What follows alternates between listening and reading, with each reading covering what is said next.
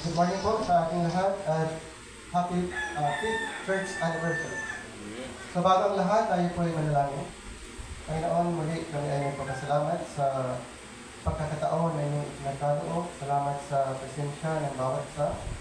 At salamat din, Panginoon, sa inyong faithfulness sa church na ito. Sa pangunan ni Pastor James Montimayor at maging kay Pastor Noel. Maraming salamat, Panginoon, sa inyong kabutihan at pagkakataong ito, aming saliksikin, pag-aaralan ang inyong banal na salita. Sa iyo po namin pinagkakatiwala ang lahat sa pamagitan ng aming Panginoon Jesus. Amen. Amen. So, pag-usapan po natin mga kapatid regarding growing together in grace and knowledge. So, saan ba pwedeng mag-grow? Saan ba po pwedeng mag-grow bilang mga believers? So probably, sasabihin ng iba, pwede siguro sa bahay, manonood na lang ng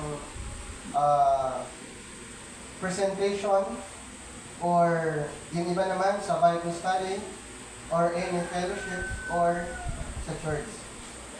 So kung pag-usapan natin yung growing together in grace and knowledge, ito po ay pwede niyong malalaman dito sa iglesia. Kaya every Sunday, ginagawa ang ganitong klaseng gathering. Ang purpose actually, para ang bawat isa ay mag-grow together in grace and knowledge. Agree po ba tayo dyan? Amen. Na sa ganitong gathering, doon po tayo pwedeng mag-grow sa grace and knowledge. Gusto kong basahin ang 2 Corinthians chapter 9, verse 8. 2 Corinthians chapter 9, verse number 8. And God is able to make all grace abound toward you, that ye always, having all sufficiency in all things, may abound to every good work. So, ang Bible ay may mga suggestion na ang bawat isa ay mag-grow. So, hindi pwede na isang tinatawag na believers pero ay stagnant. Pag may mga Bible study, ayaw nilang pumunta. Pag may mga prayer meeting, ayaw din nila. Kaya mapapansin niyo po mga kapatid, pag prayer meeting, wala. Pag mga church gathering, yung iba ay on and off. Yung iba naman ay mayroong mga alibay. Pero, gusto na mag-grow. Tama po ba? May mga ganun po. Pero, gusto kong pag-uusapan natin, paano ba mag-grow ang isang believer. Ano ba ang salitang grow in grace? To grow is an activity, not a state of being. Growing relates to increasing in size, knowledge, maturity, or capability. As believers, we have entered into a state of grace. Anong sinasabi sa Romans 5, number 2? Romans chapter 5, verse 2. By whom also we have access by faith into this grace, wherein we stand and rejoice in hope of the glory of God. So pansin niyo yung verse, sa verse 2, sa first phrase na na-mention, by whom also we have access by faith into this grace. So we have access by faith. Ang question doon, anong klaseng pananampalataya? Paano natin ma-access ang grace na dahilan ang bawat isa ay mag-grow? Anong klaseng paniniwala ang dapat meron sa atin? Ano yung substance ng ating paniniwala? Actually, ang faith, pag sinasabi natin faith, hindi po iisa ang substance.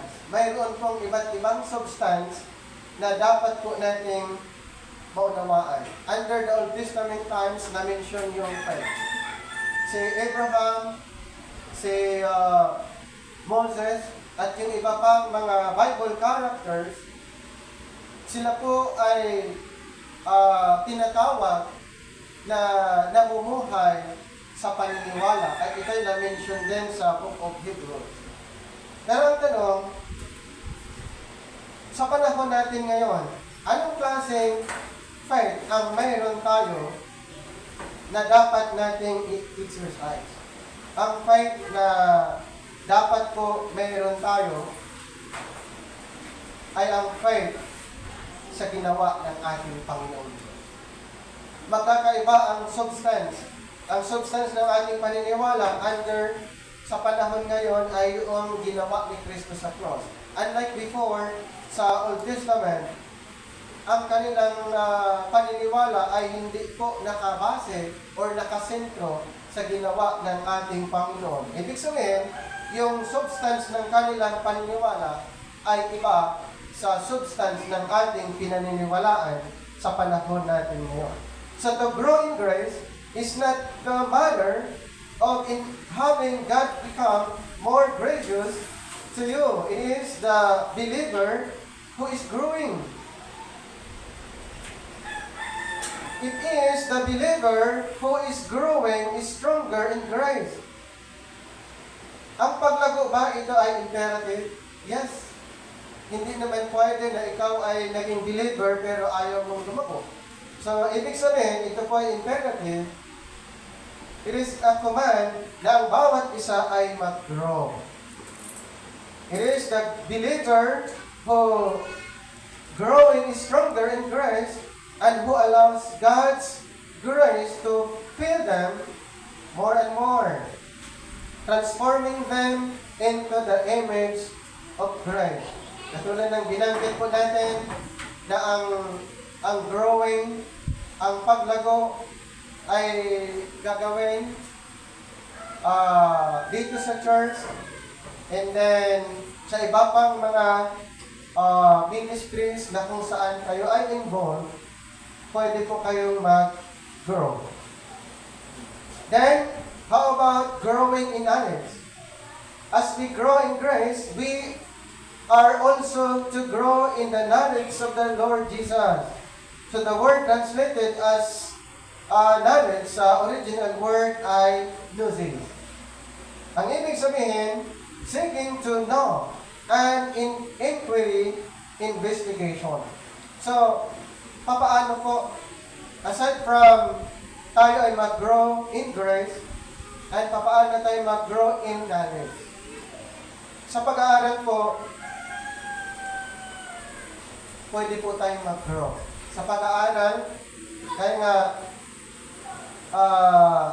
kung maaari, ang bawat isa ay magkaroon kayo ng desire na mag-aral. Mayroong iba na kontento na sila sa kanilang pinag-aralan. Pero pag sa cellphone naman, hindi kayo kontento sa dating cellphone nyo. Bakit kaya? Pero sa kaalaman, yung iba karamihan sabihin nila, okay na ito sa akin, tapos na ako ng 6 months. Kasi mayroong iba 6 months nag-aral, ayaw nang mag-aral. Yung iba 1 year. Yung iba 2 years, 4 years, 5 years, 10 years. Ang tanong, susukatin ba natin sa taon yung paglago natin? Hindi, tama? Kaya ang pag-aaral po ay continuous process. Ang pag-aaral po sa salita ng Panginoon ay huwag niyong sukatin sa taon, huwag niyong sukatin sa tagal ng pagiging believers, pagiging Kristiyano. Huwag niyong sukatin doon, mga kapatid. Yan po ay continuous. Habang may buhay, tuloy-tuloy ang pag-aaral. So, investigation, seeking to know, and inquiry, investigation. What is grace? Grace is God's unmerited favor. So alam po natin yan, grace is God's unmerited favor. Mayroon ba tayong ginawa? O ang Panginoon yung nag-work para makamtan natin ang grace? Ang Panginoon po ang nag-work. Okay? Grace is God's unmerited favor. God wants to favor us with His grace. Kailangan alam natin, maunawaan natin, ang kaligtasan, work ng Panginoon. That's grace. God's righteousness imputed unto us. Sinong nag-work? Panginoon. Justification ay provided. Sino po ang nag-perform? Panginoon. Ibig sabihin, marami tayong pwedeng ipapasalamat sa ating Panginoon araw-araw. There are two related aspects of growing in the knowledge of Jesus. Meron po ditong una, intellectual and then relational. So, the word intellectual pursued learning more about Him. Learning more about Him. So, dapat everyday, kailangan mayroon tayong desire na maunawaan pa natin ang Panginoon. At papaano po, katulad ng binanggit ko po, when it comes to learning more about Jesus, study the Bible. Study the Bible. Then, relational. It is coming to know Him as a person and developing an ever deeper relationship with Him. So, tandaan po natin itong dalawang bagay related na ang tao ay mag-grow in the knowledge of Jesus, the intellectual and relational. Hindi po more on intellectual, more on head knowledge. Dapat mayroon pong tinatawag na relational. Ito po ay horizontal. Okay? Mayroon pong horizontal application. So after studying the scripture, or learning about Jesus Christ, next is the horizontal truth, the relational. So sa bawat isa po. So the word, another is the intellectual part of growing in the knowledge of the Lord Jesus is an active pursuit of knowledge concerning all things related to Him. It is seeking not just knowledge, but also understanding of the knowledge. So, kailangan maunawaan po natin dyan ang intellectual and relational when it comes to growing in the knowledge of our Lord Jesus Christ. Not only head knowledge, maraming mga ganun po na more on head knowledge, wala pong tinatawag na practical application. So ano ba ang goal? Ano ba dapat? Dapat ito'y mayroon kang knowledge and then mayroong tinatawag practical application. So one of the main responsibilities of anyone is in leadership. Leadership is to help guide people in their spiritual growth. So sa tingin nyo, you are spiritually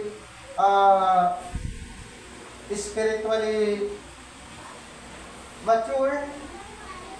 Ano po ang magiging responsibility ng bawat isa?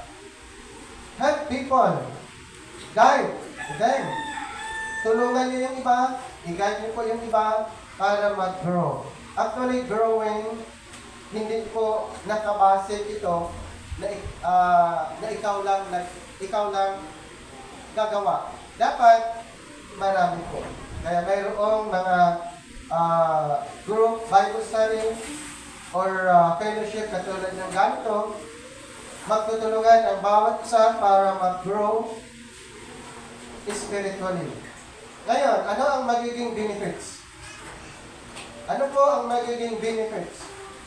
Ang mga benefits po na pwede nating makamtan ay ang kaligtasan. Salvation totally by the grace of God in Ephesians 2 verse 5, for it is by grace you are saved. Ang kaligtasan po, ulitin ko, ito ay ating nasumpungan, nakamtan, nung tayo'y naniwala sa Kanyang ginawa sa cross. Tandaan po natin yan. Kaligtasan po na mayroon tayo, ito ay work ng Panginoon. At papaano natin nakamtan nung tayo'y naniwala? Another, how can I get victory over sin? Another benefits na pwede nating ma-consider nung tayo ay naging nanampalataya. Romans 6:14, for sin shall not have dominion over you. For you are not under the law, but under grace. For you are not under the law, but under grace. Ibig sabihin, ang way of worship, way of living ng mga believers ngayon ay hindi nakabase doon sa kautusan ni Moses. Sa kautusan ni Moses, mayroon pong 613 aside from 10 commandments, mayroon pong 613 na kautusan. Ito po ay nahati sa tatlo. Ang una is moral law. Pangalawa, the civil law, and then the ceremonial law. Ang moral law, ito pong batas na ito na hindi pwedeng ang tao ay lumabag. Bakit? Ang katumbas nito ay kamatayan. Yung iba naman, mayroong tinatawag na offerings sa civil and ceremonial ay pwedeng pag nagkamali ang mga Israelites before, pwede silang mag-offer. Pero hindi yun ang basis ng mga believers ngayon. Hindi po yun basihan yung law of Moses para tayo ay maging faithful sa Kanya. Ang basis po sa panahon natin ngayon ay ang grace ng Panginoon. Okay? Ang basis po kung bakit tayo maging faithful sa Kanya dahil ang Panginoon mayroon siyang ginawa para sa atin. So ang part natin ay magpasalamat sa Kanya. Ang part natin, sambahin siya. Ang part natin, paglilingkuran siya. At isa pa, dapat nating ibahagi. Bakit? Ang Panginoon, mayroon na siyang ginawa. Wala pa tayong ginawa, ang Panginoon may ginawa na po para sa atin. Pangatlo, how can we or I overcome my weaknesses? It is by grace.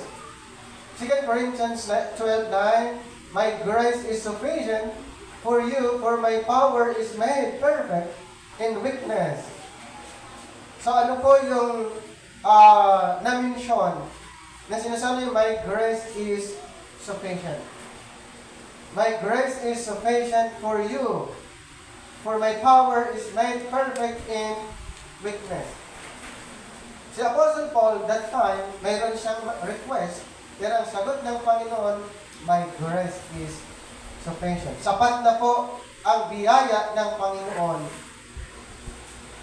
Sapat na po ang ginawa ng Panginoon para sa atin. Number 4, how can I abound in every good work? It is by grace. And God is able to make all grace abound to you, so that in all things at all time, having all that you need, you will abound in every good work. According to 2 Corinthians 9, verse 8. And God is able to make all grace abound. So, kailangan natin ma-appreciate yung work ng Panginoon sa atin. Kailangan natin malaman paano ba nag-work ang Panginoon sa atin. Dito nga sa last part ng verse, you will abound in every good work. Ang tanong, paano natin i-describe ang good work na na-mention na sinasabi, and And God is able to make all grace abound. Anong klaseng good work? Paano natin i-describe? Paano natin malaman anong klaseng good work? Actually, itong ginagawa natin ay part ng good work. Yung Bible study ay part ng good work. Prayer meeting, ganun din. Singing, lahat na ginagawa for the glory of God, yan po ay good work. May na-mention si Titus regarding good work. Ito ba ay dapat nating i-maintain? Dito sa, gusto kong basahin sa Titus chapter 3 verse 7, verse 8, this is a faithful saying, and these things I will that thou affirm constantly, that they which have believed in God might be careful to maintain good works. These things are good and profitable unto men. Then sa verse 14, and let ours also learn to maintain good works. For necessary uses, that they be not unfruitful. Kailangan ba natin i-maintain ang good works? Yes. Ito po ay part ng good works, itong ginagawa natin. And God is able to make all grace abound to you, so that in all things, at all time, having all that you need, you will abound in every good work. So lahat po ng area na ginagawa natin for God's glory, kailangan po natin i-maintain. Number 5. How can we or I be more encouraged and hopeful? It is by grace. 2 Thessalonians 2:16, may our Lord Jesus Christ Himself and God our Father, who loved us and by His grace gave us eternal encouragement and good hope. Encourage and hopeful. Tayo ba ay mayroon ba tayong tinatawag ministry to encourage? Dapat lang. Okay? One of our ministry is to encourage each other. So sa mga nanghihina, mayroong na-mention sa Galatians chapter 5, verse number 2, bear ye one another's burden, and so fulfill the law of Christ. So one of our ministry ay i-minister natin yung bawat isa. Okay, hindi po natin ako na ito ay sasabihin, ako ang nag-ministry dyan. Dahil sa akin, siya ay na-convert. Dahil sa akin, wag ganun. Okay, hindi po maganda yun. So, dapat, ang ministry na meron tayo ay ang kapurihan laging sa Panginoon. Wag sa sarili. Number 6, how can we or I conduct myself in the world in holiness and sincerity? It is by grace. So 2 Corinthians 1:12, now this is our boast. Our conscience testifies that we have conducted ourselves in the world and especially in our relationship to you in the sincerity and are from God. We have done so not according to worldly wisdom, but according to God. So when it comes of holiness and sincerity, it is by the grace of God. Then number 7, how can I say no to ungodliness and worldly passions and live a self-controlled, upright life in this present age? It is by grace. Titus chapter 2 verse 11 says, for the grace of God that brings salvation has appeared to all men. It teaches us to say no to ungodliness and worldly passions, and to live self-controlled, upright lives in this present age. So tandaan po natin, mga kapatid, yung nais ng Panginoon sa mga believers. So it is by the grace of God. Kaya sabi niya, the grace of God teaches us to deny ungodliness and worldly lust. So paano po natin iwasan ang mga bagay nito? Paano natin malaman ang mga bagay na ito at paano natin ma-maintain at na hindi tayo magkaroon ng tinatawag na confirmation or pagsang-ayon sa takbo ng sanlibutan ito. It is by the grace of God to deny ungodliness and worldly lust. May sinasabi sa Romans chapter 12, verse 2, and be not conformed to this world, but be ye transformed by the renewing of your mind, that ye may prove that what is that good and acceptable and perfect will of God. Be not conformed to this world. Ang mundo natin ay napakasama. Alam po natin yan. Ang mundo natin ay napakasama. So, paano natin i-separate ang sarili natin? Paano natin iwasan ang mga makamundong gawain?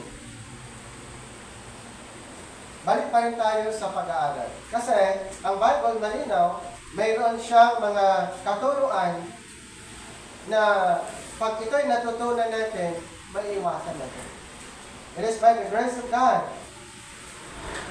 Number 8, how can I bear fruit for God? It is by the grace of God in Colossians 1:6. All over the world, this gospel is bearing fruits and growing just as it is been going among you since the day you heard it and understood God's grace in all its truth. So, isa yan sa nais ng Panginoon sa mga believers din na makita sa atin. So, itong 8 bagay na ito, kung pansin niyo, ay mga benefits po na pwede nating makamtan, masungkungan, since na tayo ay nag-worship sa Kanya o sumasamba sa Kanya at all we have to do is to acknowledge. Ngayon, mayroong mga bagay na pwede nating alamin regarding sa biyaya ng Panginoon and how are we going to grow in knowledge or in grace and in the knowledge of our Lord Jesus. So mayroon pong mga iba't ibang klaseng biyaya ng ating Panginoon na pwede nating i-acknowledge. Number 1, sanctifying grace. Sanctifying grace. In Titus 2:11, for the grace of God that brings salvation has appeared to all men.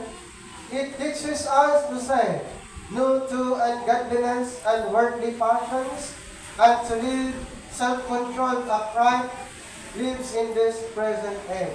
Ang tawag po diyan ay sanctifying grace. Bakit?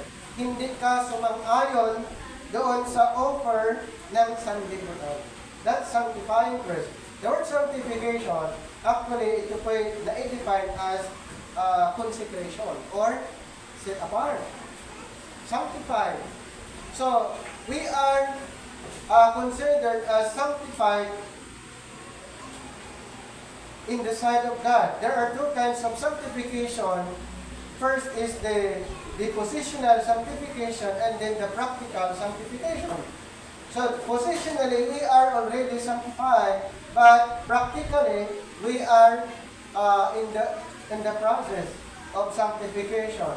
Kaya dito po, since we are under that process, all we have to do is to deny ungodliness and worldly lust. So it is by the grace of God. It is by the grace of God. So we have the sanctifying grace, and number 2, the sustaining grace.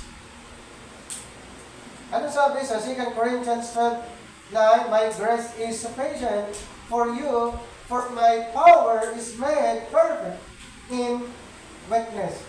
So yan po ay sustaining grace. Number 3, serving grace. Serving grace. By the grace of God has given me, I laid a foundation as an expert builder. So si Apostle Paul ay isang apostol ng ating Panginoon. Siya ay pinili na apostol under the dispensation of grace. Si Pablo, siya ay nag-serve, siya ay servant under the grace of God. Mayroong na-mention sa Ephesians chapter 3 na sa kanya ipinagkatiwala ang dispensation of grace. That is why he was serving as a grace preacher, as grace teacher, or apostle under this present time. In Ephesians chapter 3 verses 1 to 3, for this cause I, Paul, the prisoner of Jesus Christ, for you Gentiles. The question is, sino ba yung Gentiles na na-mention? Gentiles mention, ito ay referring to a group of people na hindi kasama sa 12 tribo ng Israel. Sa Bible po, mayroong na-mention na 12 tribes of Israel, and this group of people was chosen by God. And God gives them a commandment or a covenant or even the law, particular dito po sa mga people of Israel. So he was chosen by God. So outside the 12 tribes of Israel, ang tinatawag pong Hintel. Ang tanong, kayo ba ay part sa 12 tribo ng Israel? Hindi. Ibig sabihin, tayo ay bahagi or part doon sa isang group na tinatawag Hintel. Ang good news po, si Pablo ay isang piniling apostol ng Panginoon para sa mga Hintel. Paano yung 12? Ang 12 apostol pinili para sa 12 tribo ng Israel. Kaya mayroong 12 tribes, 12 apostles. The 12 apostles were representative to the 12 tribes of Israel. So Apostle Paul, isa siyang pinili ng Panginoon para maging apostol nating mga Hintel. At sa kanya ipinagkatiwala ang programa regarding sa grace program. So mayroon tayong chart dito. Ito po yung grace program. Ito po yun. So hindi po dito. Ito po yung programa ng grace na ibinigay ng Panginoon kay Apostol Pablo. Kaya nga, lahat ng mga believers ngayon ay mga workers, ministers under the dispensation of the grace of God. At si Apostol Pablo ang pinili dito sa verse 1 to 3 in Ephesians. For this cause I, Paul, the prisoner of Jesus Christ, for you Gentiles. If you have heard of the dispensation of the grace of God, which is given me to you word, how that by revelation He made known unto me the mystery. So ibig sabihin, ang programang ito ay isang mystery at inireveal ng ating Panginoon kay Apostol Pablo. At good news po, siya po ang apostol nating mga Hintel. Sa kanya ipinagkatiwala. Kaya nga, we are serving under the dispensation of the grace of God.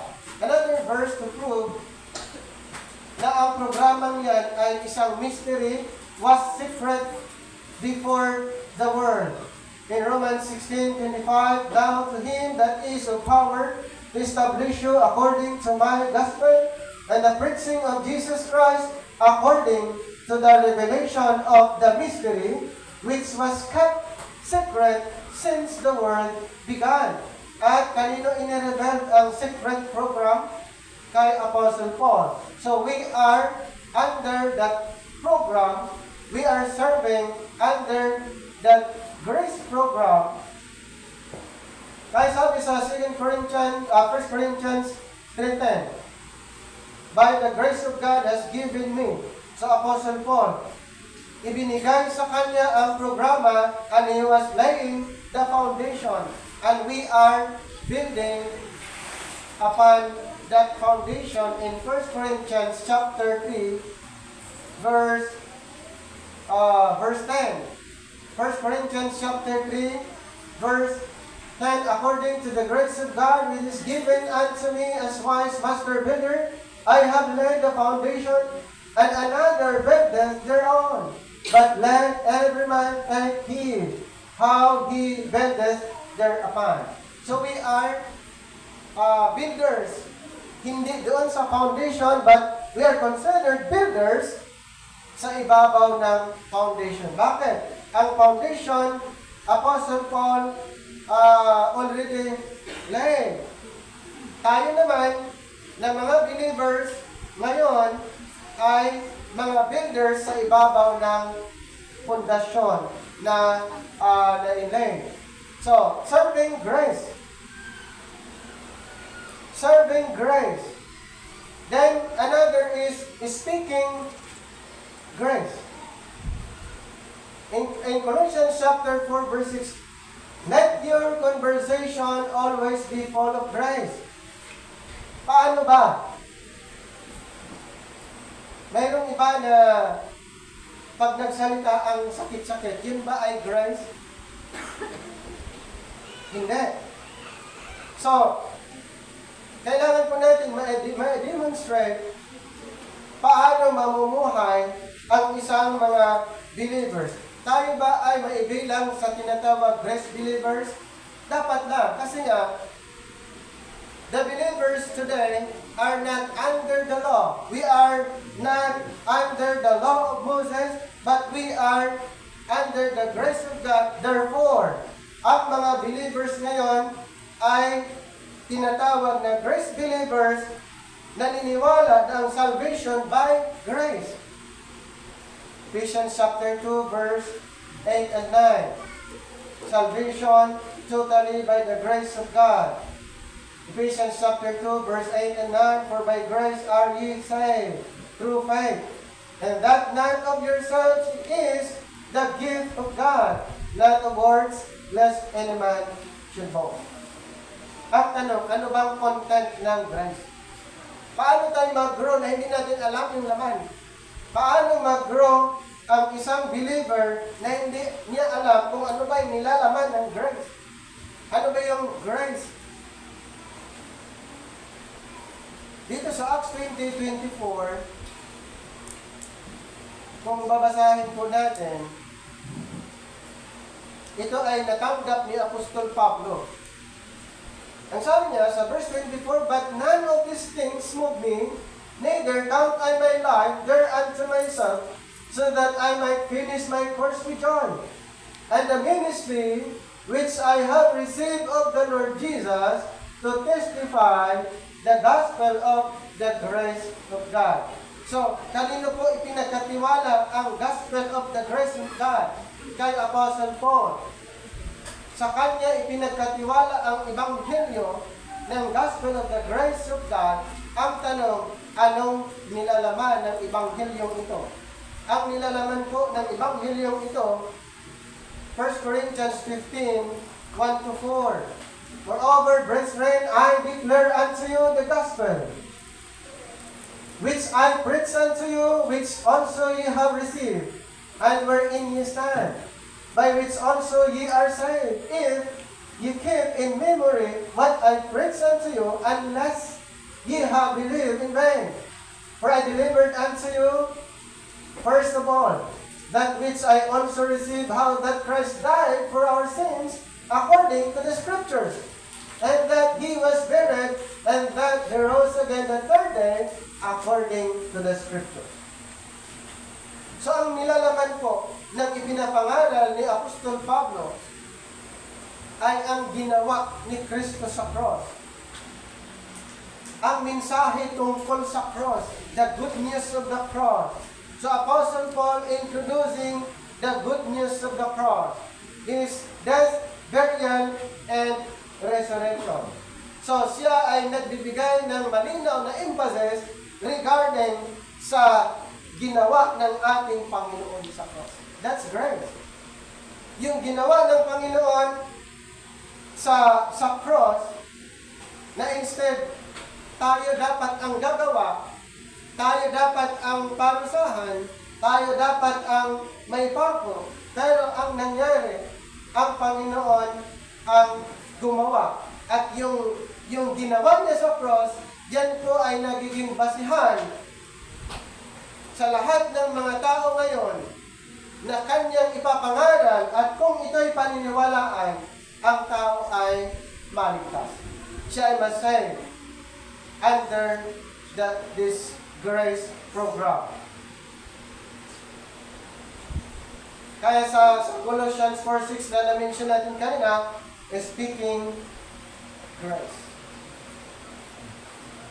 Lahat po tayo dapat natin ma-acknowledge para tayo ay mag-grow in grace. Lahat tayo mag-grow in grace at mag-grow in knowledge. May sinasabi sa 1 Timothy, dito po sa 1 Timothy chapter 2 verse 4, who will help all men to be saved and to come unto the knowledge of the truth. Nais ng Panginoon, kung maaari lahat ay maligtas, and aside from that, makakasumpong po ng katotohanan. So bilang pagtatapos, are you currently experiencing sanctifying grace? Are you currently experiencing sustaining grace? And are you currently experiencing serving grace? Or are you currently experiencing speaking grace? Grace is simple. Grace is simple. Grace must have these three elements. Or it is no longer grace. The greatest extent, for example, of grace in human history is found in the preaching of the cross. Ulitin ko po, the greatest example of grace in human history is found in the preaching of the cross. In 1 Corinthians chapter 1, verse 17 or verse 18, for the preaching of the cross is to them that perish foolishness, but unto us which are saved, it is the power of God. So yun po yung example. Kung gusto natin masumpungan ang talagang grace ng Panginoon, dapat natin ma-appreciate kung ano yung mensahe ng cross. So the preaching of the cross, and which is the gospel of the grace of God, by Christ's death, shed blood, burial, and resurrection. And He performed all that you could not. Once more is that He did it all for your salvation, your eternal benefit. And then, this precious gift is offered freely. Tandaan po natin yan. This precious gift is offered freely, without condition, to every ungodly sinner in the world who doesn't deserve it. And if you believe in Him, according to Romans chapter 3, 23 to 26, and Romans chapter 4, verse 25. Gusto kong basahin ang verse na ito bilang reminder sa bawat isa. Romans chapter 3, 23. For all have sinned and come short of the glory of God, being justified freely by His grace through the redemption that is in Christ Jesus, whom God had set forth to be a propitiation through faith in His blood, to declare His righteousness for the remission of sins that are past through the forbearance of God, to declare, I say, at this time His righteousness, that He might be just and the justifier of him which believed which believeth in Jesus. We are justified freely by the grace of God. We are justified freely by the grace of God. Salvation is by grace through faith. In Ephesians 2:8 and 9. So this means salvation today is to the benefits of all the undeserving men who do not or do enough good works, which include both you and I, if you believe. Tandaan natin, ang kaligtasan ay work ng Panginoon para sa atin. Ang part natin, maniwala sa Kanyang ginawa sa atin. Wala pong additional doon. Ang work ng Panginoon, enough na po para sa atin. Yung ginagawa natin ngayon, ito po ay product nung tayo'y Kanyang iniligtas. Ito ay product lamang na kailangan natin i-maintain. In Ephesians chapter 2, verse 10, for we are His workmanship created in Christ Jesus unto good works, which God had before ordained that we should walk in them. So ito po ay part. Itong ginagawa natin ay resulta nung tayo iniligtas ng Panginoon by His grace. Dapat ba natin i-maintain? Yes. I-maintain po natin ang ganitong gawain. I-maintain po natin hanggang inaantay natin ang put up. I-maintain po natin ito. Anong sabi dito sa 1 Thessalonians? Ito po yung last verse natin. Sa 1 Thessalonians chapter number 5. Verse 23. And the very God of peace sanctify you fully. And I pray God your whole spirit and soul and body be preserved blameless unto the coming of our Lord Jesus Christ. Yan po ang kailangan natin gagawin. Paano mag-grow ang bawat isa in grace and in knowledge? Huwag kalimutan pag-aralan ang salita ng Panginoon. At huwag kaligtaan ang mga ganitong gathering. At huwag nyo rin kalimutan ang mga Christian activities na kung saan pwede kayong mag-grow. Pwede tayong mag-grow. Ang bawat isa sa atin pwedeng mag-grow in grace and knowledge. Manalangin tayo. Panginoon, maraming salamat sa opportunity na inyong pinagkaloob. Salamat sa mensahe na aming napag-aralan at nawa ang mga katotohanan ito ay mananatili po sa aming puso at isipan. Maraming salamat po, Panginoon, sa fellowship na ito na inyong pong pinagkaloob sa bawat isa at maging sa tahanan ito, Panginoon, ay patuloy niyo po silang iingatan at ang bawat isa ay maging minister din po sa iba na mga kamag-anak or kaibigan. Gamitin niyo po sila, Panginoon, bilang instrument. Maraming salamat po, Panginoon, at sa iyo po namin pinagkakatiwala ang lahat sa pamamagitan ng aming Panginoong Hesus. Amen. Maraming salamat and happy 5th church anniversary.